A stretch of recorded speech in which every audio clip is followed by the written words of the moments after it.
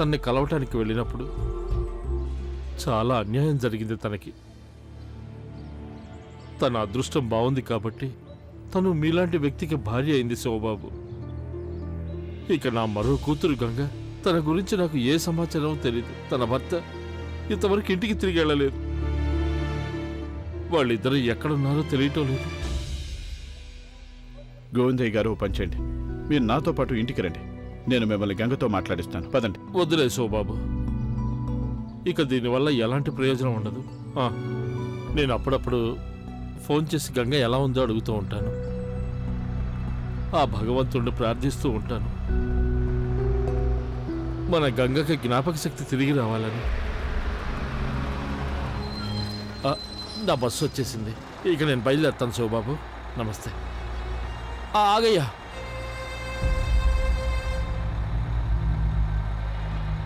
గోవిందయ్య గారికి కొంచెం డబ్బులు ఇస్తే బాగుంటుందేమో.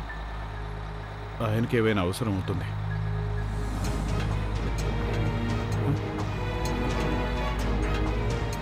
నా పర్స్ ఏమైపోయింది? అరే, పర్స్ నేను ఇంట్లోనే మర్చిపోయి వచ్చినట్టున్నా.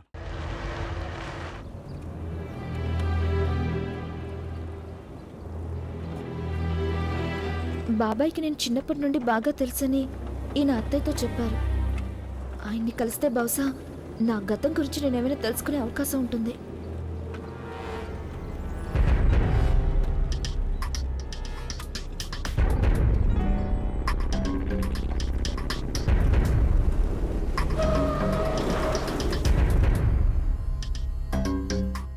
మనం అక్కడికి వచ్చేసామా? ఇంకా లేదమ్మా, ఇక్కడి నుంచి రోడ్డు పెద్దగా బాగుండదమ్మా. ఇక్కడి నుంచి బండి వెళ్ళడం కుదరదు, మనం నడుచుకుంటూ వెళ్లాల్సి ఉంటుంది.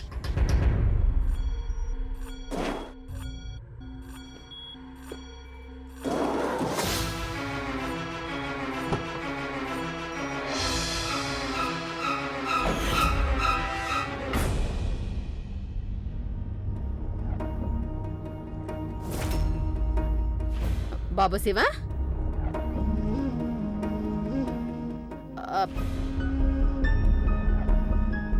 నువ్వు అప్పుడే తిరిగి వచ్చేసావేంటి? ఏమైంది? అమ్మా, నేను తొందరలో నా పర్సుని ఇక్కడే ఇంట్లో వదిలేసి వెళ్ళిపోయాను. ఆ సమయంలో గంగ అక్కడే ఉంది. దానిని తానే తీసి ఎక్కడైనా జాగ్రత్తగా పెట్టుంటుంది. ఒకసారి గంగని రమ్మని పిలుస్తావా అమ్మా?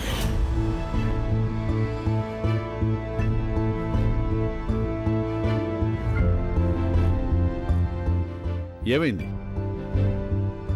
గంగ ఇంట్లో లేదా ఏంటి? అవునవును, తనెప్పుడు ఇంట్లో లేదు. తను వాళ్ళ బాబాయ్ని కలవడానికి వెళ్ళింది. బాబాయ్? ఏ బాబాయ్?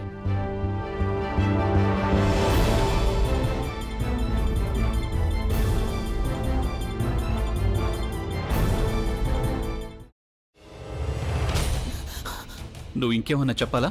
ఇంకేమన్నా అబద్ధం చెప్పాలనుకుంటే చెప్పేయి. నేను చూడాలనుకుంటున్నాను నన్ను మోసం చేయడానికి నువ్వు ఎంత నీచానికి దిగజారగలవు అని. ఎందుకు ఆలియా, ఎందుకు నువ్వు ఇలా చేసావు? నీకు తెలుసు కదా, నానమ్మ తర్వాత నీ ఒక్కదానిని కదా నేను పూర్తిగా నమ్మేది. ఏమన్నావు నువ్వు?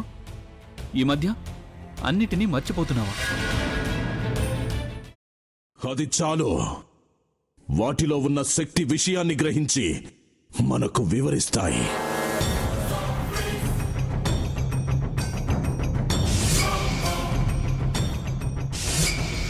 ఎవరు ఆ దండ విప్పొద్దు, గది తలుపులు తెరవద్దు.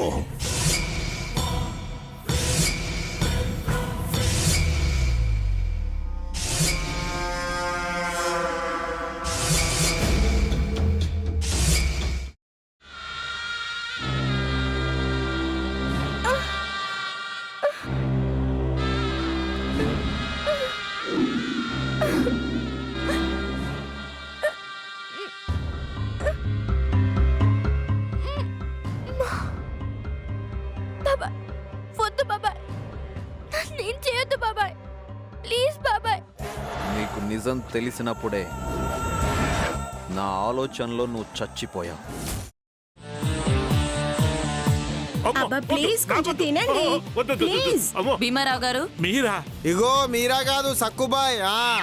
అవును మీ పనామే లేచిపోయిందని చెప్పి కంప్లైంట్ ఇచ్చినావు కదా. రేయ్ ఆయన కంప్లైంట్ ఇచ్చింది లేచిపోయిందని కాదు, కనిపించడం లేదు అని. అచ్చా, అట్లానా?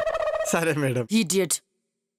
ఆ వంట మనిషి పేరేంటన్నారు? రత్తాలు మేడం. ఏం పెద్ద మంచి, నీ వంట మంచిని కూడా మేడం అని పిలుస్తావా? రేయ్ హాఫ్ బ్రెయిన్,